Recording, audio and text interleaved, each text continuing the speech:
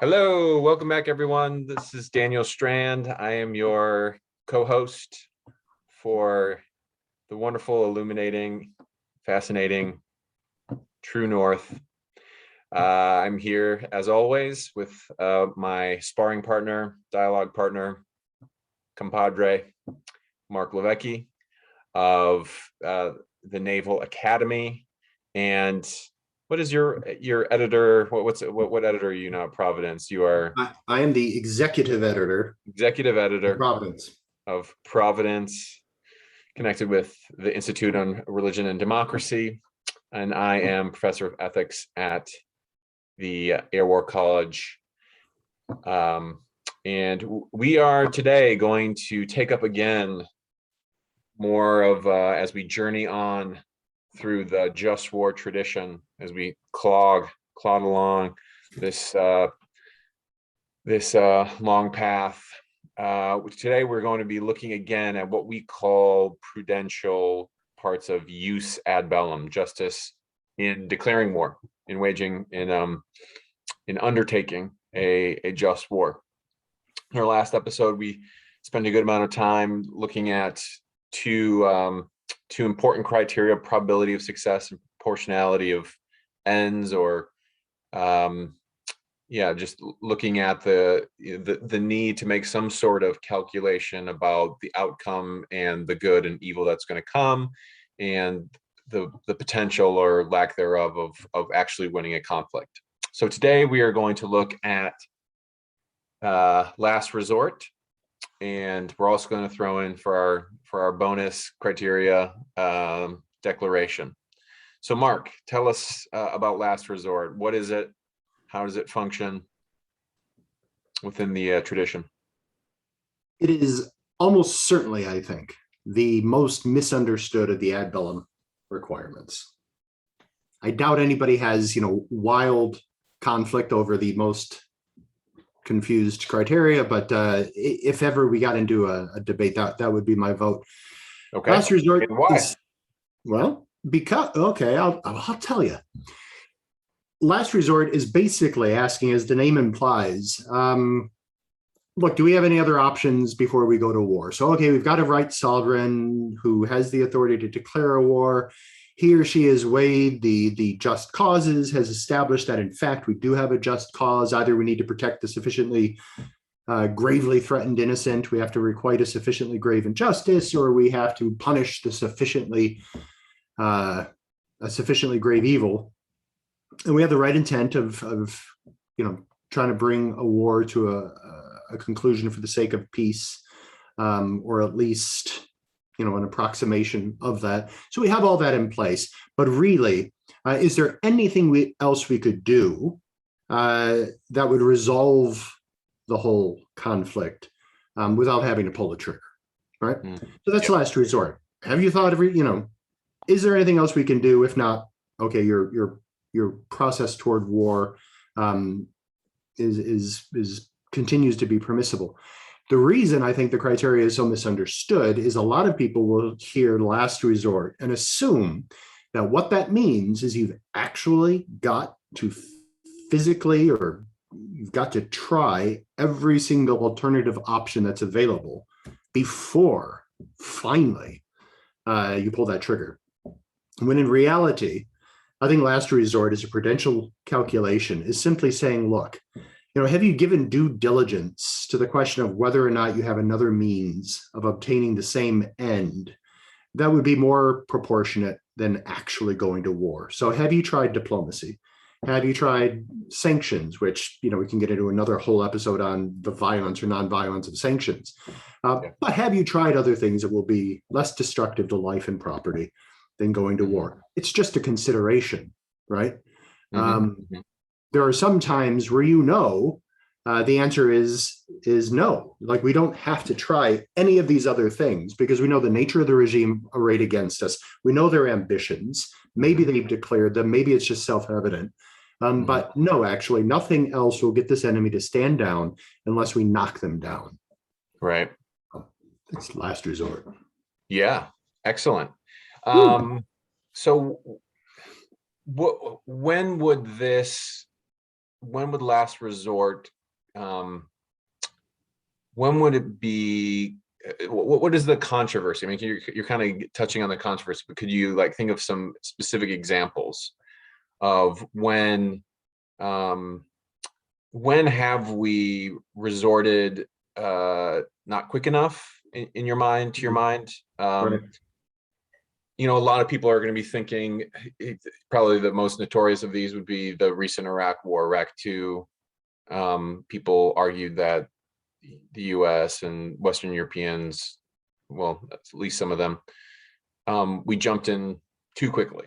And we Right. didn't, was that an example of a failure of last resort? And then when do you think in your mind, when does last resort when does it become definitive? Like, so we want to think in terms of like military leaders and political leaders making judgments about, yes, go. Under what conditions would we say, no, don't go? And under what conditions do you think, could you see last resort pushing us over the edge? So yeah. So with Iraq, I think could be a fascinating question at all sorts of levels. On the one hand, I've always at least given a semantic pause to calling it Iraq II, because in a lot of ways this was a continuation of the Gulf War. Right. There were terms that were put in place to which the Iraqi regime agreed to stop the fighting. And at some point, they were in material breach of those terms. Mm-hmm. And we attempted over 14 different times through 14 different, I think that was the number, UN resolutions to get them back on the right track. And they stalled and, they delayed and, they kept us wondering what they were up to.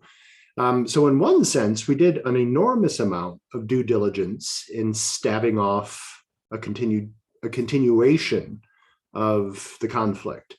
There's only so many times you can count to 10, right?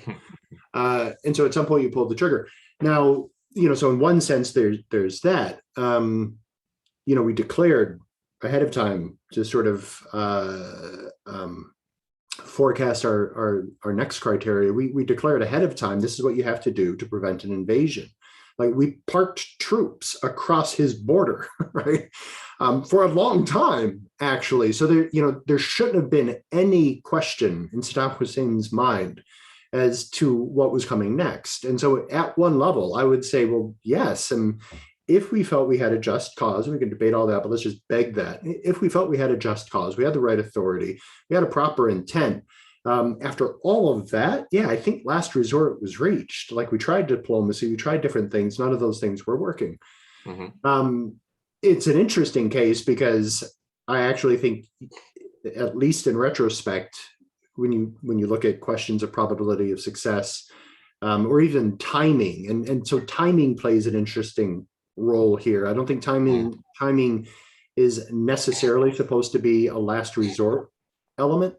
But when you're already busy in Afghanistan, and even though you've got a just cause and all sorts of things in place, and I guess what this signals is potentially another criteria to consider in an ad bellum case is this question of imminence, and maybe that's where this comes in.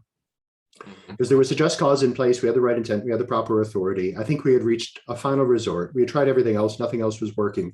Yeah.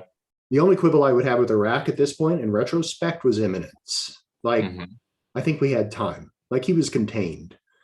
Right. That's not the question you're asking. But in terms of last resort, have we tried everything else? In a sense, one of the things we can try is just delay. And, resolve Afghanistan. That would have taken some time. But maybe given everything else going on, prudence would have dictated that because it's not an imminent threat, one of the things we can do is simply to delay. We could try a couple other things, put them in place before we cross the point of departure. So how do can you think of a I mean, do you know of any way in which you can do last resort in some sort of objective?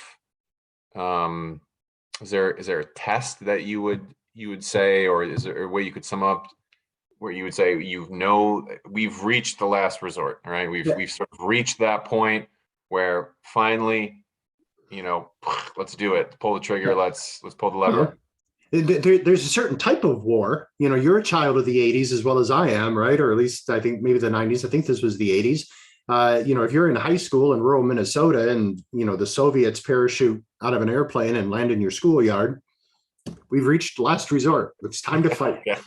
Okay. So if the enemy crosses your border, okay, that's pretty clear. If the enemy's, crossed the border of a friend, I suppose like when Iraq invaded Kuwait, I suppose there is a place for diplomacy. Like, look, if you didn't think we'd attack you for this, you need to understand we're about to pull out. Right. And so I guess you're still going through some of the motions as you're spitting up your troops and lifting them to the places where they need to be.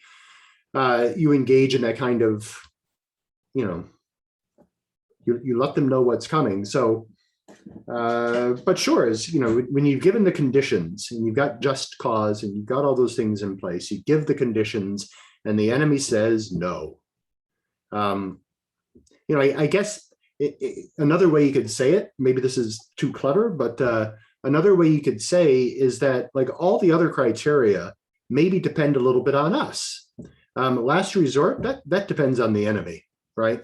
They decide when we've reached the end. Yeah. I've told you what I need. You're not giving that to me. That's your choice, right? Right. I don't know. So here's a contemporary example. We're just getting out of Afghanistan, right? Afghanistan was the primary theater for what we call the global war on terror, right? Mm-hmm. Highest percentage of terrorists anywhere else in the world in Afghanistan, Taliban, Al Qaeda, all of that. But we still have operations going on around the world, right? We're using drone strikes and special operations forces, all that kind of stuff. Most Americans probably have no clue. But so a critic would say something like, so devil's advocate, why are we engaged in this, right? It's the same sort of question that people are asking in Afghanistan. So we talk about the Taliban, why don't we just get out? We spent 20 years nation building. I guess Afghanistan's its own thing, so let's put that aside. But now we're looking at this global war on terror. We pulled out of Afghanistan. We're going to kind of have this more probably defensive posture in the future. So Afghanistan, there's a clear reason to go into that country specifically. Global war on terror is it's related, but also it's a separate issue. We're in Yemen, we're in North Maghreb, we're in North Africa, we're in Libya, Yemen, all these other kind of places where there's these various terrorist cells and groups. Syria so the last resort critic might say we haven't met last resort, and it was just, we're using these drone strikes. So I guess there's a prudential argument here that maybe a last resort hasn't been met in those cases. Just because there's some terrorist group that hates Americans in, say, Yemen, doesn't mean that we should be engaged in sort of open conflict. If we did that, the United States would be involved in conflicts with everybody, because there's many governments around the world that hate us, want to do us harm. So we haven't, there's a lot of different things we could try besides just, using kinetic, sending Hellfire missiles through convoys and so forth. Yeah, I suppose one of the, and maybe this comes across as more snark than substance, but I don't think so. With the RPA strikes throughout the world, especially when they're personality strikes, right? We know who this dude is. We've done the due diligence. We know generally what he's up to.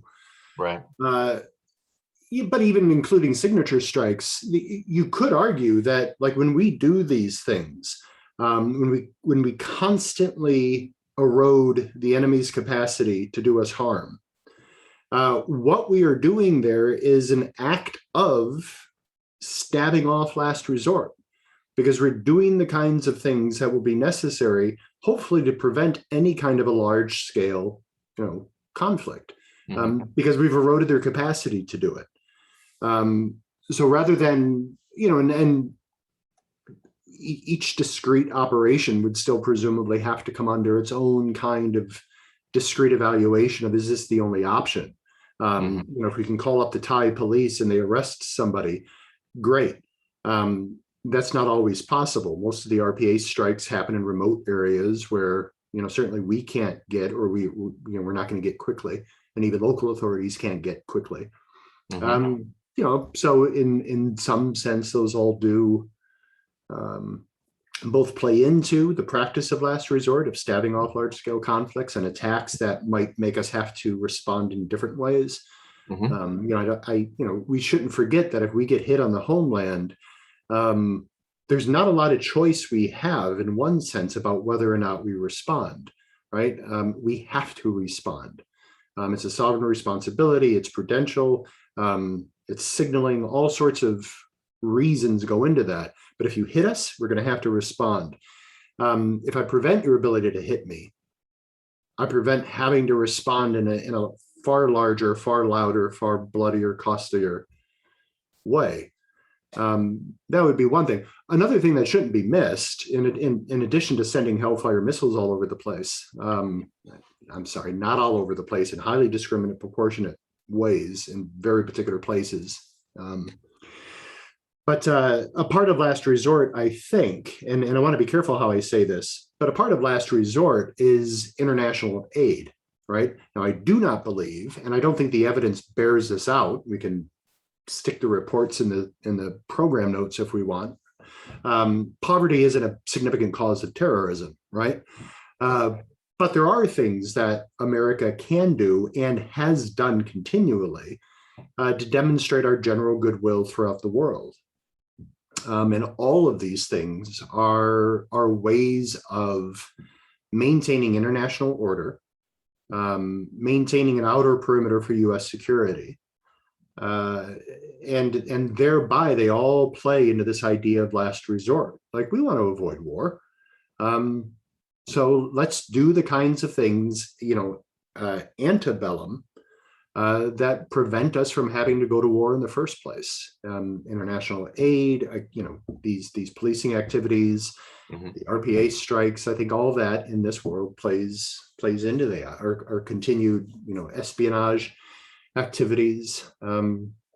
Keeping the world safe for freedom is a time-consuming program. Indeed. Okay, let's talk about declaration here. I do declare. What is so declaration doesn't get talked about much. No. But you think it's an important facet. It's not just something we should kind of throw to the side. Right. We should stick a pin in it for some purpose. Why is it important? Yeah. And this will probably say less about, I think there are probably domestic laws that require the president to declare war, to, Congress to approve it. And so there's a mechanism that's in place that's, I think, important, that we probably haven't employed much for a long time.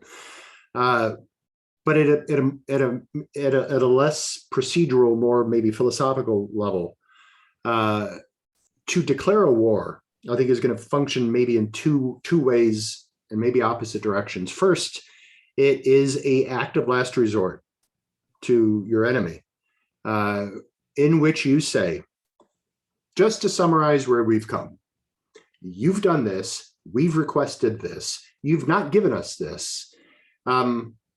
This is it. Like, we can get no closer to war than we are right now. And right. I am declaring war. And so it is the 12th hour. And if you want this thing to not occur, this is your last chance. Stop. And there it is, right? And at that point, it's a kind of final grace where you say, we're pulling the trigger, stop.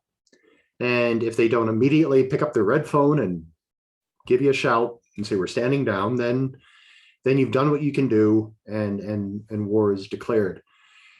At the same time, I think what it serves is, presumably in that declaration of war, you have laid out the case.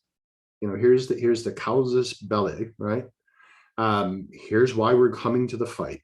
And you've laid that case out for the international community, because I think it's important, it's preferable for the international community to agree with what we're doing and to stand behind it if they're able or willing. But it's also a declaration for your own consumption. So when the president stands up and lays out the case, they're laying out that case both for the nation, but equally, if not more importantly, for those men and women who are about to, cross that point of no departure and go into the fight. And it should put steel in their spines that what they're about to embark upon is a just and noble cause. And you send them on their way with a heavy burden, but maybe happy hearts. And I think that's the function that a declaration of war ought to have. So I don't think it's essential. There may be times where you don't announce it because what you're doing has some degree of covert value. But by and large, I think there needs to be some point where that kind of rhetoric is stated. What do you think? Yeah, no, it makes a lot of sense to me. There's just something of a sort of wisdom and yeah, I guess I'd say a sort of point of wisdom that you would have that sort of built in, that process. I'm thinking, as you're talking, I was just thinking back to, the Romans had a very formalized way of declaring war.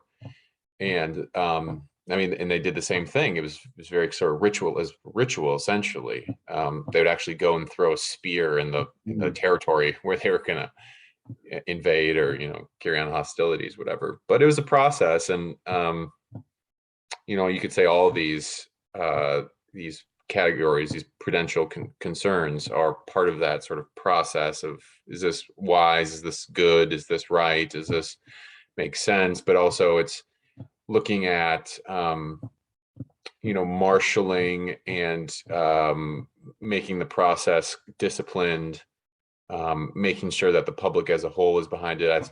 I think especially in democracies, this point is very important. I often think one of the biggest failures of the Afghanistan war was really the failure of every administration. I don't know Bush, but every other subsequent, to really sell the war to the public. It was just sort of this war that was necessary. That was Obama's take. It's a necessary war, but it just didn't get any airtime. They didn't want to talk about it. And this is not related directly to a declaration, but I do think it gets to more of these kind of prudential aspects of constantly, because a just war is not just, you check off the list and then you just go on to use in bello and that's all you concern about. They're always kind of circling back and forth, even while you're engaged in warfare, right? You're looking at just cause, right intention, like you don't just, it's not just one, it's a kind of continual practice. Right. And I think one of the prudential considerations that American leaders, government leaders in particular, just missed the boat on was, you need to get in this, right? Erosion over time of support for the Afghanistan war, which I think was good. It was the right war to fight. And whatever the failures of it, there's a very good chance that if the subsequent administrations had made the case constantly to the American people saying, this is for your security, for stability of the region, for keeping counterterrorism operations, whatever. This would have been the right conflict for us to at least maintain a skeleton force of 2,500. I could see that argument being made if it was made, and if the public was sort of brought on board. So, anyways, I'm getting off track there a little bit. Are there any? Are there any concluding thoughts that you have before we wrap this up on these kind of prudential considerations? Just maybe overview. What do you want people to take away from our discussions here before we move on to jus in bello? Yeah, and I look forward to moving on to jus in bello, because that is literally where the boots hit the ground. Deontological categories, they are, some people cast those as criteria through which you determine whether or not you have permission to go to war. Mhm. I usually couch it a little sharper. I say these are the criteria that alert you to the fact that you now have an obligation to fight. Mhm. Now the prudential comes in, and you say, even though I have this obligation to fight, there may be wisdom in standing down. Mm. And if wisdom dictates I stand down and that I don't fight the fight that I ought to fight, then that should register as a tragedy. That either the innocent are not going to be protected, an injustice is not going to be requited, or an evil is not going to be punished. And that should gladden the heart of no one except the enemy, I suppose. So the prudential criteria are the leash, right? In one sense, the deontological criteria are leashes also, but I think they function more as spurs. Mm-hmm. Like, no, go fight. And the leash, the prudential, the wisdom says, but not today. You can't do this. Yeah, I like that. That's a really good way to put it. Yeah, I think that would be the takeaway. We live in a world in which we can't always do. I mean, to begin with. Great, Mark. Yeah. Oh, you broke up there. Sorry, you froze. But okay. All right, that's it. That's all I got. All right. Okay. Well, in our awkward ending here, thanks, Mark. Thanks for everybody tuning in to discuss and challenge ourselves to deepen this body of wisdom that we want more people to take seriously, especially people of faith. So, Mark, goodbye for now, and next time we will see you discussing what does justice look like while we are fighting, jus in bello. So look forward to seeing you then. You're excellent. Take care. Bye-bye.